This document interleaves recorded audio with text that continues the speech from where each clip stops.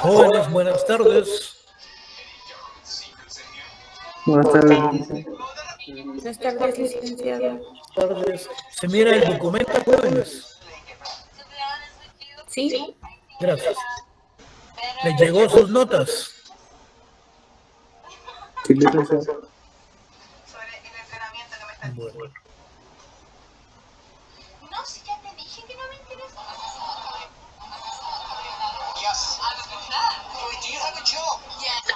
Vamos a principiar a trabajar el módulo segundo del curso de Derecho Agrario y Ambiental.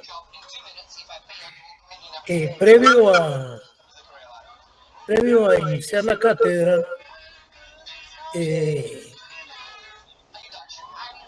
les menciono que todos los jóvenes que no se examinaron en el examen ordinario, pues tienen opción al examen extemporáneo, que lo vamos a practicar el día de hoy en 8. Así es que los que no se han examinado, pues tienen la opción a examinarse de hoy en 8 en la hora de clase. Vamos a iniciar la clase, así vamos a avanzar un poco. Si terminamos antes, mucho mejor. Miren pues. Pongan atención. Por lo menos aquí vienen unas cuantas preguntas para el segundo examen parcial, que ya este segundo examen parcial vale 40 puntos. Por lo tanto, pues, quiero que pongan atención. Cuando nosotros hacemos referencia a los antecedentes históricos de las normas jurídicas de contenido agrario en Guatemala,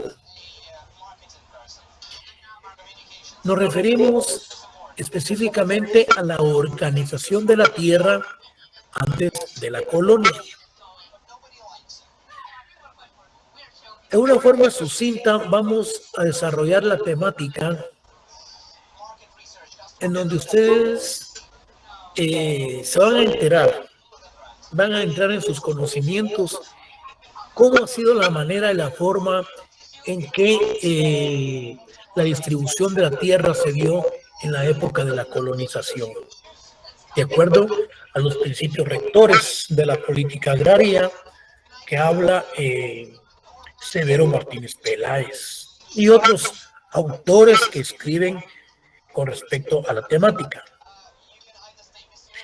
Con respecto a la organización de la tierra, vamos a mencionar a los mayas. Vean, la estructura agraria en los mayas realmente era compleja. Eran gobernados por sacerdotes, caciques, militares.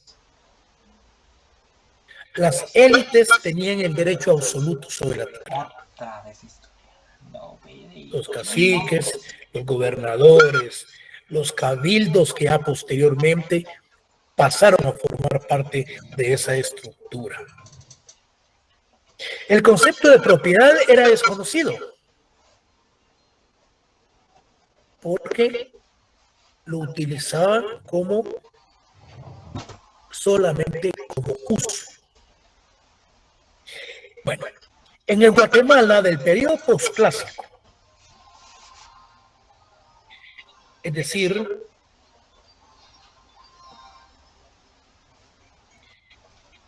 los mayas existía una permanente lucha por la tierra. Cuando hablamos del periodo posclásico, es decir, antes de la conquista. Los pueblos que ya estaban asentados en el país tuvieron que librar muchas luchas contra los foráneos conquistadores en defensa de sus posiciones. En el momento de la conquista, principalmente en la zona sur occidental de Guatemala, existían tribus que se dedicadas a la agricultura, siendo estos grupos étnicos, como los quichés, los cachiqueles, los otuiles. Significa entonces que en el periodo posclásico, antes de la colonización, la tierra tenía una estructura administrada por los gobernadores, por los militares, por los caciques, y que era bastante compleja. Bueno. Posteriormente se da la propiedad de la tierra, las diferentes formas. Dentro de ellos teníamos la propiedad de los pueblos y la tierra de indios. Esta propiedad de los pueblos jóvenes radicaba fundamentalmente en todas aquellas construcciones o bien todos aquellos pastizales, todas aquellas cuestiones que se construían afuera de los pueblos en la época de la colonización. A ellos se les dio el nombre de ejidos, propiedad de los pueblos, que recibían el nombre de los ejidos. O pastos, montes o pasajes, tierra indispensable y de uso común que se conformaba o se creaba alrededor de los pueblos. Luego tenemos la tierra de indios. Fíjense pues, estas tierras de indios eran tierras cedidas por el rey, llamadas tierras comunales, administradas por el cabildo o ayuntamiento de indios, lo que hoy son las municipalidades. Entonces teníamos los ejidos, que eran la propiedad de los pueblos, y las tierras de indios, las cuales eran cedidas por el rey. Bueno, aquí entramos con la propiedad en la época colonial y vamos a hacer referencia a los principios rectores que nos habla Severo Martínez Peláez cuando habla de los principios rectores de la política agraria colonial. Pregunta de examen. ¿Por qué se considera a esas leyes de la época colonial como unas leyes casuistas? Estas leyes principalmente venían de España. Dentro de una de ellas está conformada por las leyes de Indias. Pero estas leyes casuistas se les llamaba así porque se aplicaban en determinados momentos y en determinadas épocas. En otras palabras, podríamos decir que era una ley que tenía un carácter caprichoso y de una sola unidad. Entonces, ¿por qué se le llamaba casuista? Porque respondía a casos particulares del momento y del lugar, y por ese motivo era de carácter caprichoso y carente de unidad. Esas leyes que venían de España para aplicarse principalmente en Guatemala. Como consecuencia, entonces, surgen los 5 principios de la política agraria colonial que hace referencia Severo Martínez Peláez.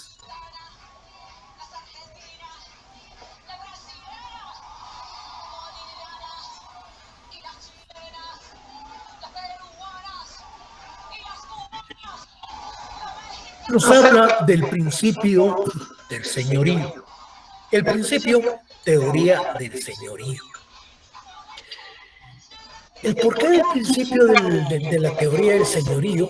Porque radicaba fundamentalmente en que el poder estaba y emanaba de la corona de España. Y este principio del señorío es el que da origen principalmente a los latifundios de América. Y cuando hablamos de los latifundios, es contrario senso al minifundio. El latifundio son las grandes extensiones de tierras en pocas manos. Y el minifundio, contrario senso, que se refiere específicamente a poca tierra en muchas manos. El latifundio y el minifundio. Entonces, este principio de la teoría del señorío, quien la ejercía la corona de España por derechos de conquista, le correspondía todas las tierras de las provincias conquistadas en su nombre. Este principio del señorío es la expresión legal de la forma de posesión de la tierra y constituye por ello el punto de partida del régimen de la tierra colonial. Es el principio fundamental de la política indiana respecto a la tierra que ejerció la corona de España por derecho de conquista sobre todas las tierras de las provincias conquistadas a su nombre. Este principio del señorío puso las bases legales para el desarrollo de los latifundios. Entonces, el día del examen se les pregunta a ustedes, ¿por qué se considera que las leyes de la época colonial se les consideraba como leyes casuistas? ¿Por qué se consideraba al principio a la teoría del señorío como uno de los principales principios de la época colonial?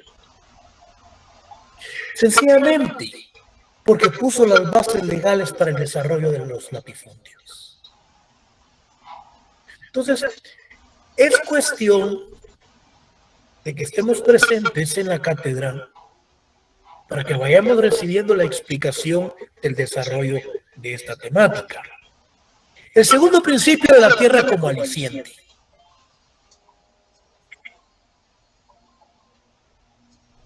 Nosotros tenemos que pensar qué es lo aliciente. Principio de la tierra como aliciente. La corona española no tenía fondos para las expediciones para América. Y por lo tanto, de las conquistas realizadas, les pasaban una parte a los conquistadores como aliciente de las conquistas que iban realizando. Principio de la tierra como aliciente. Estimula como empresa privada ofreciendo a los conquistadores una serie de ventajas económicas en las provincias que conquistasen. Se les pregunta en el examen, ¿cuál es el principio el cual las políticas españolas utilizaban? ¿Cuál es la política que la corona utilizaba para poder justificar las conquistas realizadas en su nombre? Basadas al principio del aliciente, que era lo que ellos recibían por lo que iban conquistando. El tercer principio, la tierra como fuente de ingresos para las cajas reales.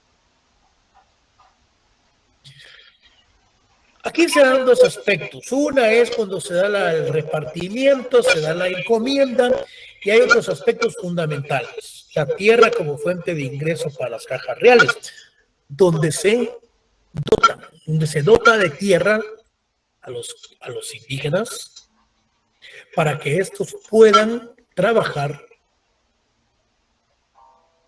a favor de sus de los conquistadores y a la vez que ellos puedan tributar no solamente al colonizador que lo que se lo han encomendado, sino que también debe de reportar a las cajas reales. Este tercer principio, como fuente de ingresos para las cajas reales, bajo el procedimiento de la composición de tierras. ¿En qué consiste la composición de tierras? Que hace mención el principio de la tierra como ingresos para las cajas reales.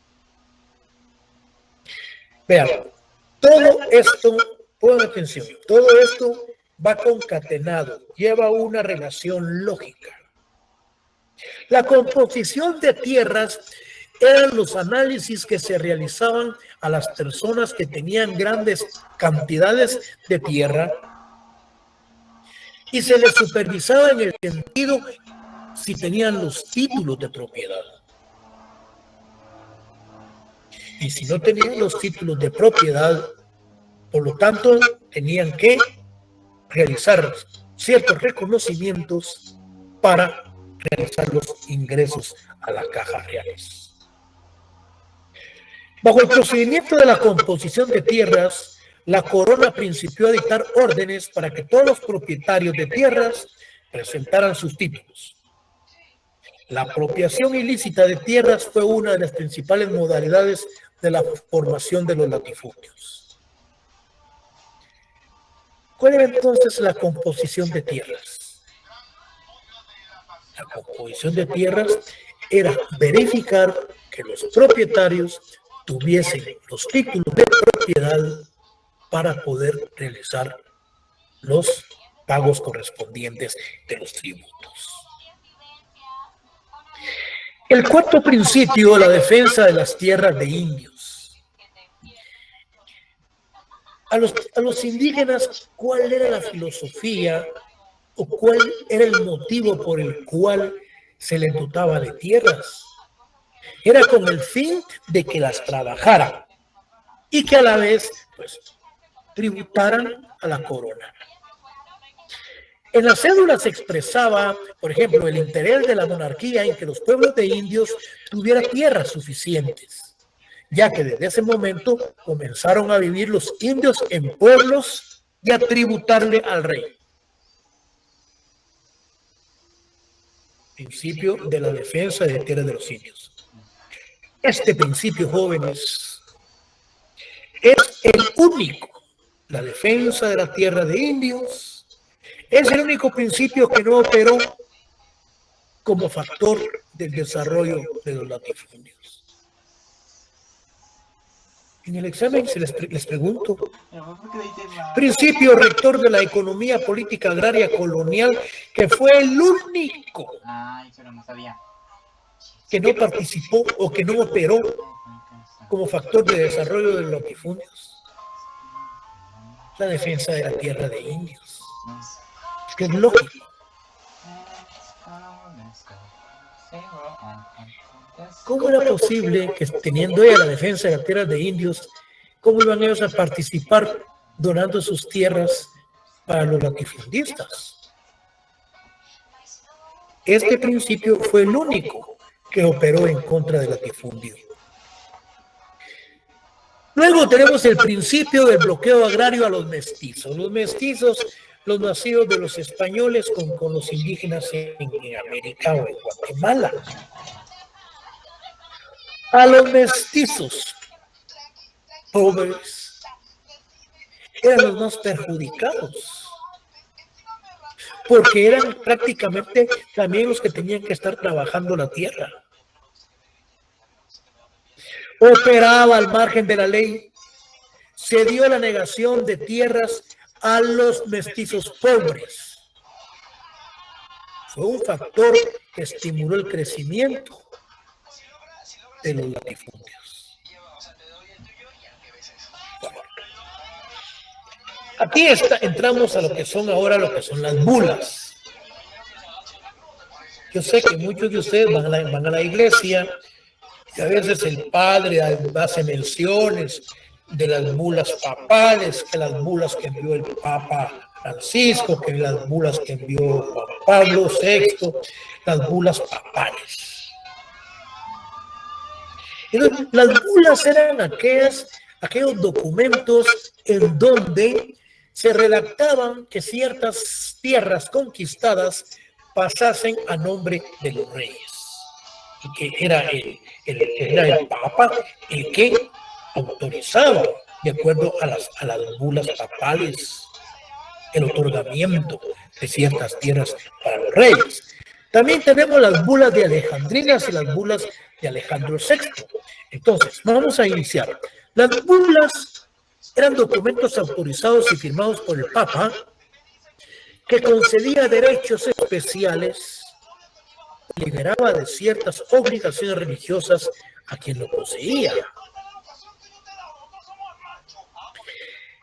Las bulas es el soporte en el cual los papas dan a conocer sus órdenes a sus fieles. En otras palabras, son las cartas oficiales publicadas por los papas. Entonces, se les pregunta a ustedes las bulas alejandrinas. Estas bulas alejandrinas, ¿a qué se referían? Es el nombre colectivo que se da al conjunto de documentos pontificios que otorgaron a los reyes de Castilla y a León el derecho a conquistar América y la obligación de evangelizarla, emitidos por la Santa Sede en 1493, a petición de los reyes católicos, cuya influencia ante el Papa Alejandro VI era lo suficientemente poderoso como para conseguirlas. Estas bulas, entonces, las bulas de Alejandrina, radicaban fundamentalmente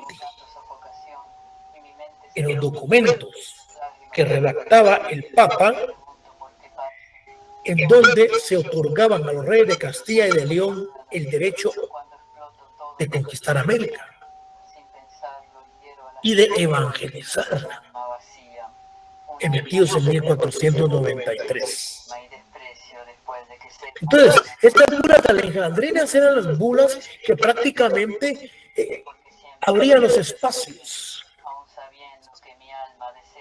para que los colonizadores conquistasen América y otros países en donde el Papa, juntamente con los reyes de España, recibía, además de las conquistas, cuestiones en donde el Papa le otorgaba a los reyes el poder de la evangelización, el poder del indoctrinamiento, el catecismo, la religión católica, el idioma español, a todas las personas conquistadas en América. Las bulas del Papa Alejandro VI decía, el Papa hacía donaciones a los reyes católicos de las islas y tierras descubiertas, jurisdicciones y universales pertenencias procediendo en dicho acto mutuo propio, es decir, discrecionalmente y en ejercicio de su autoridad apostólica. Todo ello era por el poder que tenía el Papa, que discrecionalmente podía otorgar tierras conquistadas a los reyes de España. Luego tenemos lo que es el repartimiento.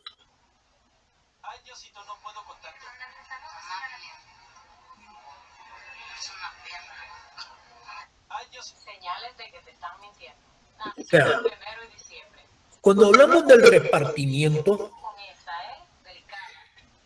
nos hacemos, en primer lugar, nos ubicamos en el repartimiento de indios, asimismo como en el repartimiento de tierras. De las explotaciones que se hacían a los indios en una forma semi-solapada, y asimismo como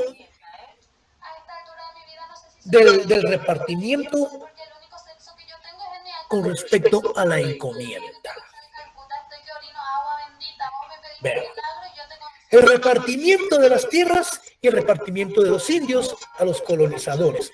Pero a la vez se les encomienda a los encomendadores, los que dicen que se encomienda para que endoctrinen la catolización, el catolicismo, la evangelización, lo que se refiere específicamente también al idioma español. El repartimiento entonces significa el acto de repartir, distribuir a raíz de la derrota militar de los indígenas, que estos fueron repartidos y fueron encomendados.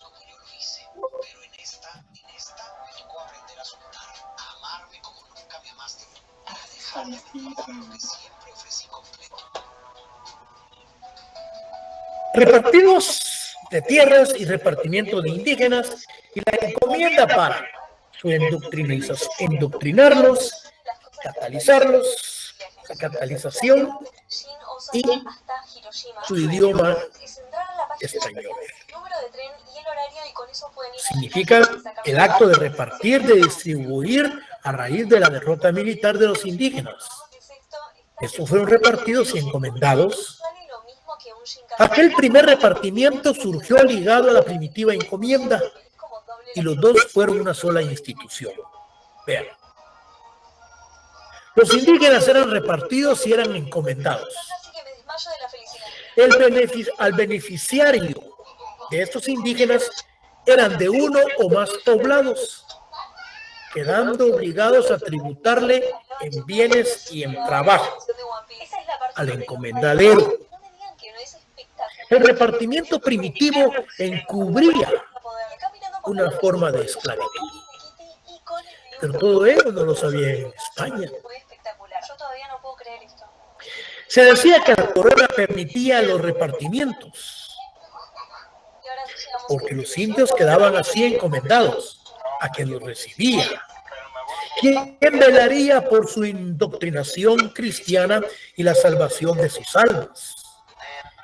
Que era la retórica y que era el discurso de los españoles, que al tributar, que al aceptar el español, al aceptar la religión católica, prácticamente ellos estaban salvando sus almas. Todavía hay pastores en el interior de la República que piden el diezmo, y aquel que no dé el diezmo dicen que se va al infierno. Pero en un país tercermundista como el nuestro, ¿qué se puede esperar? Entonces, podría pensarse que el repartimiento de indios y el repartimiento de tierras, fíjense, guardaban entre sí relación en el sentido que las tierras repartidas a un conquistador hubieran sido las de los indios que se le repartían al mismo conquistador. En otras palabras, valga la expresión, que tanto el repartimiento del indio, que pasaba a formar parte del conquistador, prácticamente llevaba consigo también sus tierras. La distribución de tierras entonces afectaba desde luego la de los pueblos indígenas, definitivamente. Con los repartimientos, la mano de obra indígena fue puesta a su disposición casi regalada, casi gratuitamente. Determinó los modos de aprovechamiento de las tierras conquistadas, sino también legalizó el trabajo forzoso semigratuito, ya que implicaba la obligación del pago por día de trabajo. Todo ello trajo consigo entonces la conformación de una semigratuitos, podríamos decir, en cuanto a las tierras conquistadas.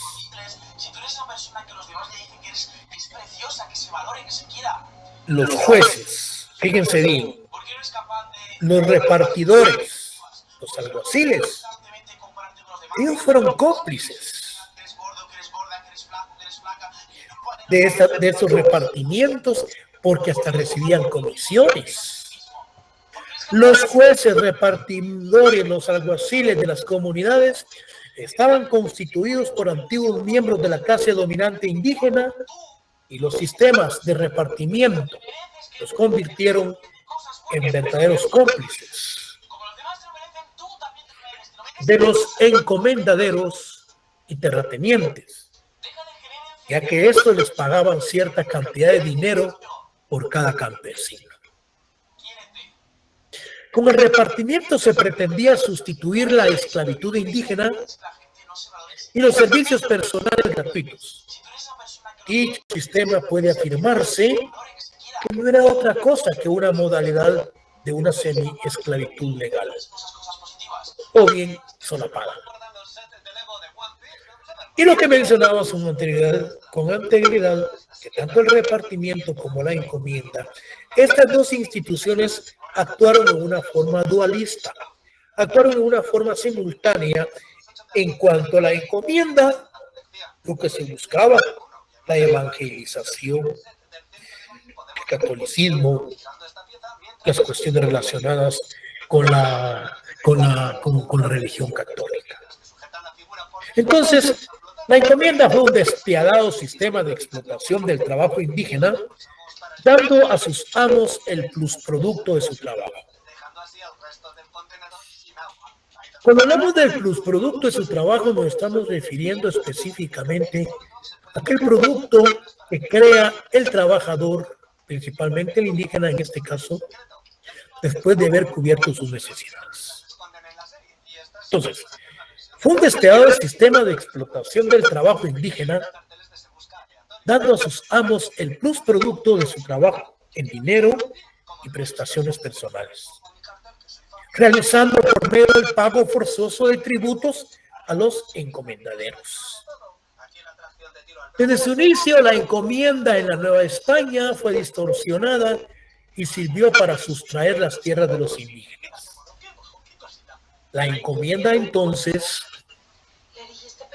es una institución de derecho público que se desarrolla en la Nueva España, mediante la cual el soberano español otorga a los conquistadores o a los colonizadores o bien a los encomendaderos la encomienda de los indígenas con el fin de capacitarlos en un auténtico oficio, de catequizarlos e instruirlos en el idioma español. Se les pregunta a ustedes cuál es la religión católica en Guatemala. ¿Cuál es la religión oficial? La pregunta. ¿Cuál es la religión oficial en Guatemala? Si nosotros nos vamos al artículo 36 constitucional, nuestro país es un país donde existe libre albedrío que se puede aplicar, que se puede decir ser un protestante, ser un católico, ser un laico, pues, que no pertenece a ninguna religión. Tener la opción de decidir qué religión puede uno optar. Artículo 36 constitucional. En Guatemala no hay religión oficial.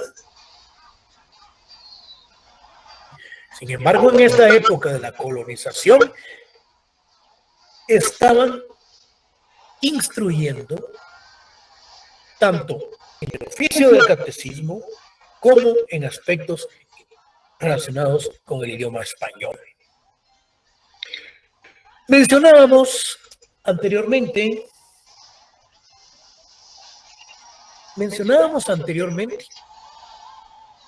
a los ejidos. Estos ejidos tienen una regulación, por ejemplo, en México. Pero estos ejidos se conformaron y se crearon en la época de la colonización y que eran aquellos que se criaban afuera de los pueblos españoles, que eran montes, que eran lugares así de creación de ganado, y que ahora en México tienen una regulación especial. Bueno, la palabra ejido proviene del vocablo latino exitus, que significa salida de los pueblos. Sus antecedentes se encuentran en la cultura hebrea al consumarse la conquista en lo que es hoy nuestro territorio. Recibían este nombre las tierras que se encontraban a la salida de los pueblos españoles y que se iban fundando. ¿Cómo se define entonces el ejido? Como una sociedad de interés social, con personalidad jurídica y patrimonio propio, integrado por el conjunto de tierras, aguas, bosques y en general por todos los recursos naturales que los constituyen. ¿Cuál es la finalidad de los ejidos? Es el mejoramiento de la vida campesina, el uso y la explotación lícita, integral y respetuosa del medio ambiente y de las tierras de su propiedad que hubiera sido entregada por la dotación o se hayan adquirido mediante cualquier otro título. El ejido fue una forma de encuadrar por parte del Estado las demandas campesinas, interponiendo obstáculos a la venta de sus tierras, evitando así los latifundios. En otras palabras, esta conformación de ciertos pueblos que se crearon fuera de los pueblos de los colonizadores, actualmente tienen una regulación legal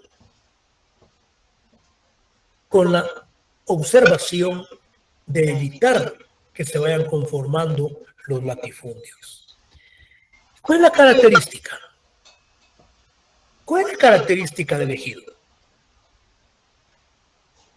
Constituye una modalidad de tenencia de la tierra en cuya definición interviene una serie de factores jurídicos, económicos, políticos y, como ya se ha mencionado, también históricos.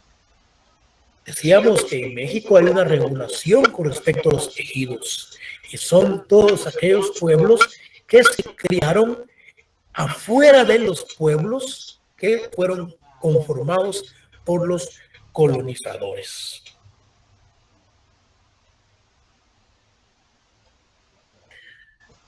Bueno, yo no sé qué pasó. 16:23.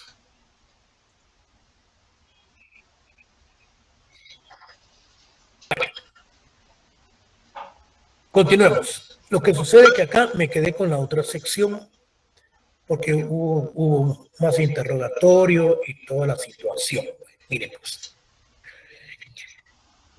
Les reitero a los jóvenes que se acaban de incorporar que de hoy en 8 les voy a practicar su examen extemporáneo.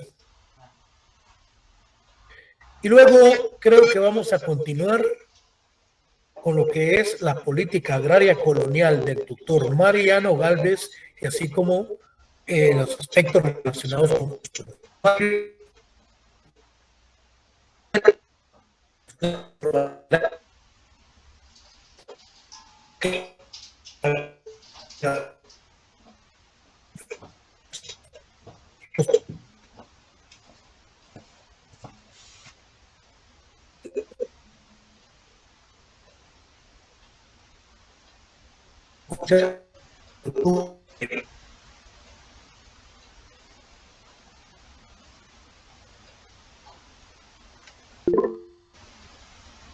Qué bueno. No se escucha, licenciado, disculpe. Oye, ¿cómo?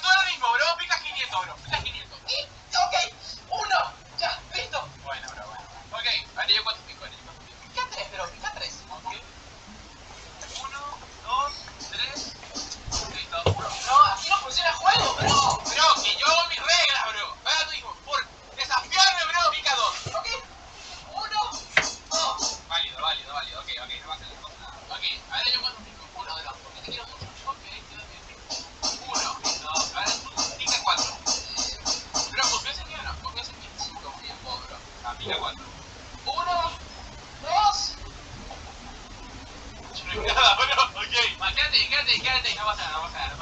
¿Cuánto pico yo? Pica dos, bro. Sí, dos. Ok. 1 y 2. Pica uno, bro. Ok. Listo, bro. Pero sos una rata, bro. Sos una puta rata, bro. ¿Cuánto pico yo? Pica uno, bro. Pica uno también. ¿Ok? 1. Bro.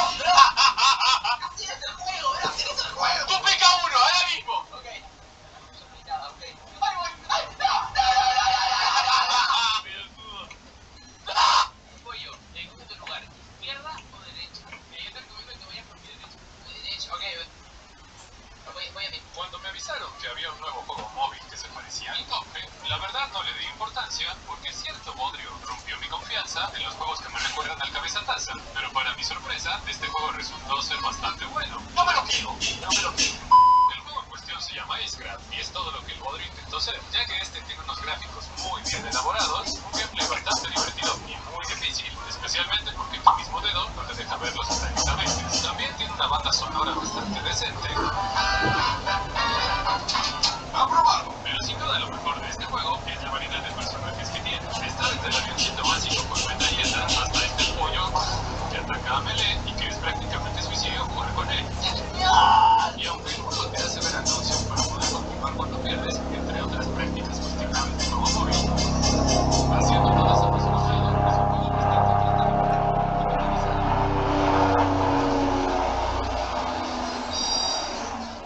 La era del cobre va a ser el nombre de la próxima actualización de Minecraft y va a reunir todas las novedades que hemos visto en las últimas semanas, pero te las voy a mostrar para que las recuerdes. Hay nuevas herramientas y armaduras de cobre que son un poquito mejores que las herramientas de piedra y las armaduras de cuero, pero un poquito peores que las herramientas y armaduras de hierro. También hay nuevas barras, cadenas y faroles de cobre que son bloques decorativos muy bonitos y que también tienen todas sus variantes oxidadas. Ahora, juntando un bloque de cobre con una calabaza tallada, puedes crear este golem de cobre que además ya viene con un cofre. Entonces el golem interactúa con ese cofre tomando los objetos y colocándolos de manera organizada en tus cofres que ya existían. Por si fuera poco, también hay una nueva estantería en la que puedes exhibir tus objetos. Y al energizarla con redstone, puedes cambiar los ítems de tu barra muy rápido. Por último, tenemos esta estatua de cobre que es un bloque decorativo hecho del golem, además de cambios en las texturas de los tintes para dejarlos mucho más bonitos. La era del cobre va a ser el nombre de la próxima actualización de Minecraft. Iván, jugadas que darán más pro en plantas contra zombies 2. Todos odiamos al zombie excavador, ya que con su palita se la pasa arruinándonos la simetría y nos obliga a llevar otro tipo de plantas para vencerlo. Y si te digo que al menos podemos usar su pala a nuestro favor, solo tienes que plantarle minas, ya que al lanzarlas hará que se recarguen rápidamente. Aparte de ahorrarte tiempo, podrás defenderte de los zombies atrás. Las gallinas y las comadrejas son de esos animales que hasta da vergüenza admitir que te hicieron perder. Por fortuna tenemos a Hypnozeta de nuestro lado. Solo bastará colocar una columna de este hongo y no tendrás que preocuparte más de estos animaluchos. Cuando Zombie radiocasetera hace sonar su música, provoca que toda planta se enamore de él. Por lo tanto, lo atacan volviéndose muy vulnerable. Pero algo curioso es que si le pones un nutriente a vaina de soja mientras se encuentra con ese efecto, por alguna razón sacará a dos zombies face. Chao. Jugadas que darán más. Los espectadores de Mix son una locura. Primero, apenas se despiertan, se dirigen hacia el equipaje en una fracción de segundo. Esto para encontrar dentro un cañón. Lo agarran y lo colocan inmediatamente. Después van a buscar una bengala, la cual es muy importante para más adelante. Cogen la mochila y la meten dentro del cañón. Esto lo hacen para provocar un bug en el cual si te metes tú junto a la mochila y disparas el cañón, este te manda a volar a la miércoles, haciéndote pasar por toda la zona del juego en cuestión de segundos. Mientras están volando por los aires, comienzan a spawnear este gesto. Esto para glitchar mucho más el juego y elevarse más alto. Cuando llegan a la zona final, encienden la bengala para después dejarse caer por un buen rato, estamparse contra el suelo y morir. Esto provoca otro bug, el cual si morimos al final del juego, este nos contará como si no lo hubiésemos pasado, por lo que nos mostrará la cinemática final de Pi, haciendo que estos speedrunners se pasen el juego en tan solo 1 minuto con 18 segundos. Minecraft fue completado en solo 20 segundos. Sí, escuchaste bien, 20 segundos. Y así es exactamente como pasó. Se trata de una piedra así. El modo de juego más extraño de Clash Royale. La versión china de Clash Royale tiene cosas bastante raras. es eso, amigo? ¿Qué es? Sí, son bastante feos. Tienen exclusiva aquí.